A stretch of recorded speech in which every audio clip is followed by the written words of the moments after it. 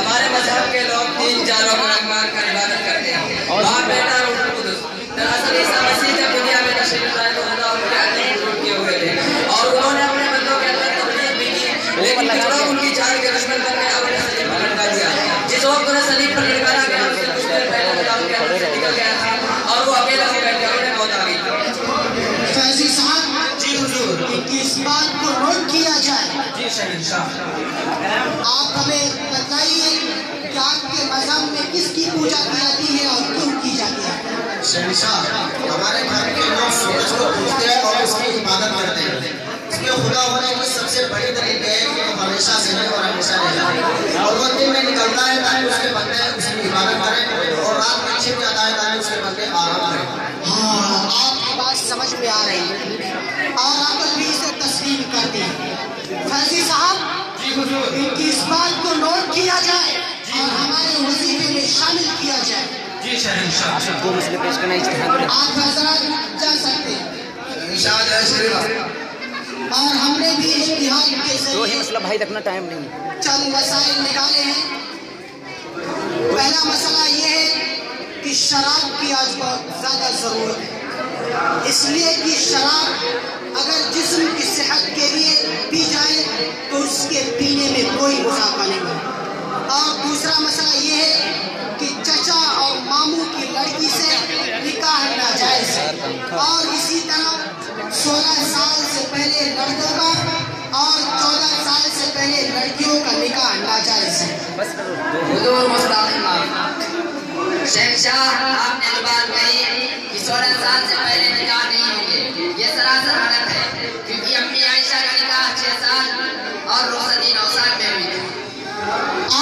ہم آپ سے کہہ چکے ہیں کہ آپ اس دین میں دخل دینے کی گستاخی نہ کریں، اور ویسے بھی آپ جس بات کو دلیل بنا رہے ہیں وہ واقعہ بالکل جھوٹا ہے، آپ اسے نہیں مانتے۔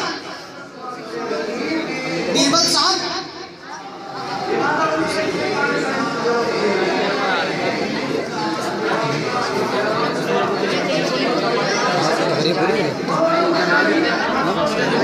پوری بولو بولو، کیا کسی کیا بولنا ہے؟ شیخ سر ہندی کا حضور سلام، حضور آپ سے کوئی ملنا چاہتا ہے، اسے اندر لایا جائے۔ اجازت ہے۔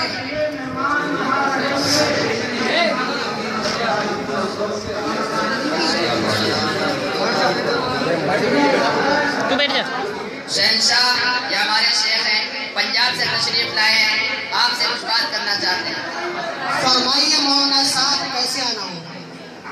شہنشاہ، آپ کا ہمارے پاس فرق ہو جائے کہ آپ کوئی نیا دین تیار کر رہے ہیں، لہٰذا اس سے متعلق ہم آپ سے بات کرنا چاہتے ہیں۔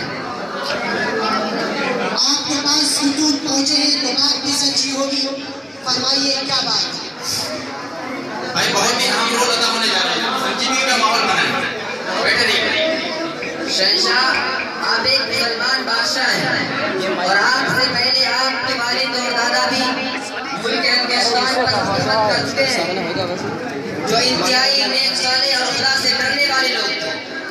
جو کام انہوں نے نہیں کیا وہ گناہ آپ کیوں کر رہے ہیں؟ آپ کیوں لوگوں کو تباہی و بربادی کے دہانے پر کھڑا کرنا چاہتے ہیں؟ آپ کیوں لوگوں کو جہنم کہیں تک بنانا چاہتے ہیں؟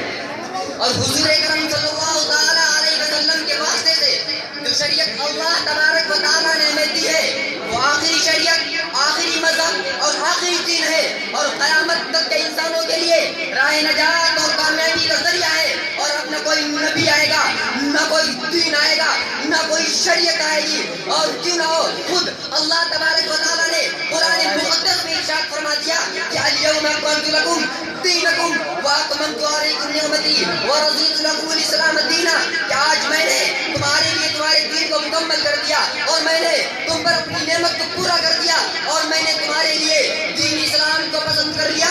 اس لیے شہنشاہ، اللہ سے معافی مانگیے، اس کے سامنے